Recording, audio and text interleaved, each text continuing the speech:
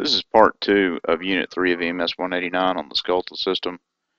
This information can be found in Chapter 3 of your AAOS textbook. Let's begin by discussing the different parts of a bone. The diaphysis is the center part of the bone. This is the section of a long bone that contains the marrow. It bears noting that there's two types of bone marrow. There's yellow marrow, which is primarily composed of adipose tissue, and red marrow, which contains the cells which are capable of producing blood cells, including the process by which red blood cells are produced, known as erythropoiesis. The epiphysis is the end section of a long bone. This is the section that contains the epiphyseal plate, commonly referred to as the growth plate. The metaphysis is simply the section of the bone where the diaphysis and epiphysis merge. The periosteum is the thick outside covering of the bone, and the endosteum is the inside covering or the lining of the marrow cavity. There are two main types of bone. There's the compact bone, which is the mostly solid bone with few spaces in between. It's very dense. It has the Haversian system of osteones. The osteones are the units around which the lamellae are oriented, as you can see in the diagram on the right hand side of the slide. The calcaneus bone, it consists of a lacy network of trabeculi. The trabeculi are those rods that are oriented along the lines of stress, which increase the weight-bearing capacity of the long bones, mostly improving compression strength.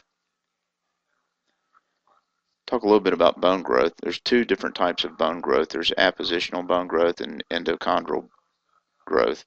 The appositional growth is the formation of new bone on the surface of a bone, whereas the endochondral growth is the growth of cartilage in the epiphyseal plate and its eventual replacement by bone.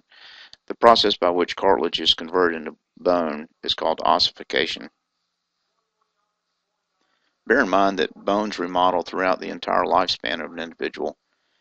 Changes in the shape of the bones due to the removal of old bone and the deposition of new bone by the osteoclast. Let's talk a little bit about fractures.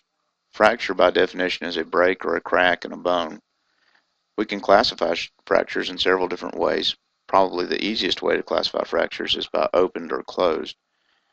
Simply speaking, an open fracture occurs when the skin over the fracture is penetrated, whereas a closed fracture occurs when the bone's fractured, but there is no penetration through the skin.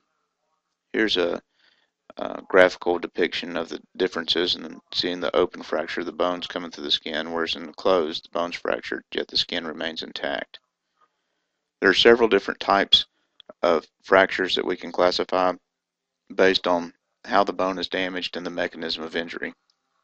The first on the left-hand side is the comminuted fracture. Note that in the comminuted fracture, the bone is broken and there are several small fragments of bone left at the fracture site. In an impacted fracture, this is generally when an axial load or a load along the long axis of the bone causes the bone to fracture and drives the fractured ends of the bone into each other.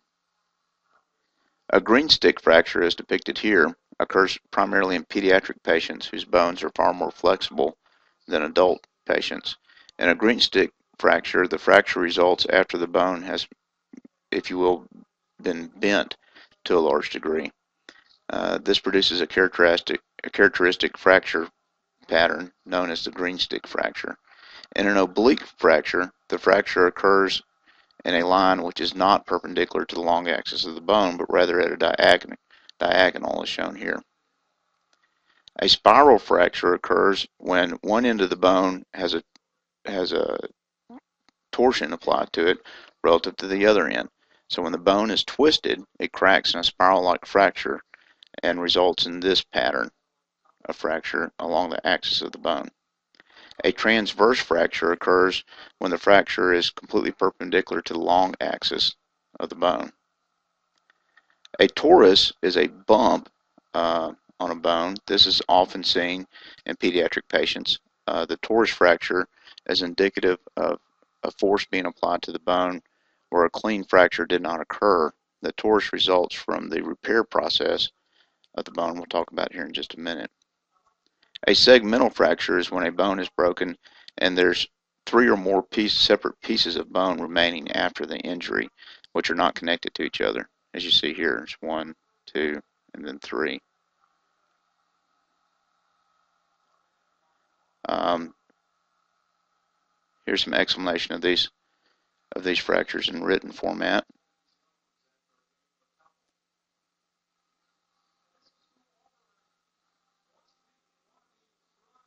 There's a couple of specific fractures that bear mentioning. We might see these two types of fractures to a high degree in the pre-hospital setting. The first is the supracondylar fracture, which occurs of the humerus. It's a typical fracture pattern which occurs at the distal end of the humerus just above the olecranon. Just note the proximity to the brachial artery and to the median nerve here, both of which likely can be damaged through this type of fracture. The second specific fracture I'd like to talk about is Colles fracture. Uh, the mechanism of injury for this fracture typically is when someone is falling and they reach their hand backwards to catch themselves, can produce this fracture of the radius and ulna at the distal end of those bones, just proximal to the wrist bones.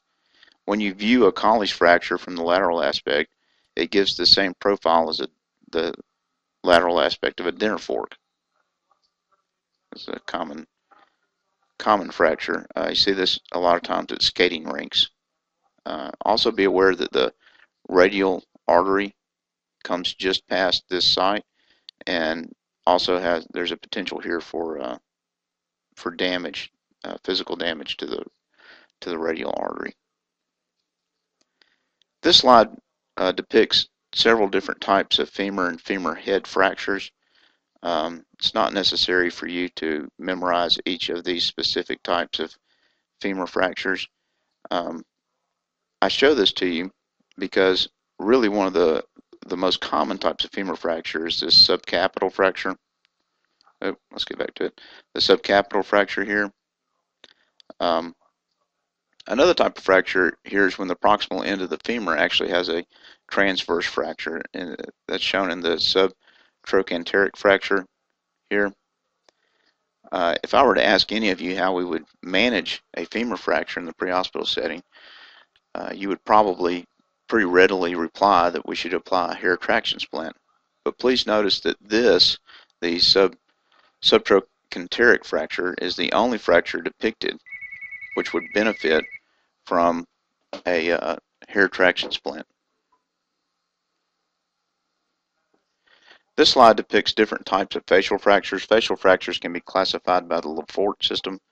The Lefort system goes from 1 through 3, 1 being the least severe, 3 being the most severe. If you look at the lateral view of these skull fractures, you see that in Lefort 1, the mandible and the top part of the maxilla are separated from the rest of the skull.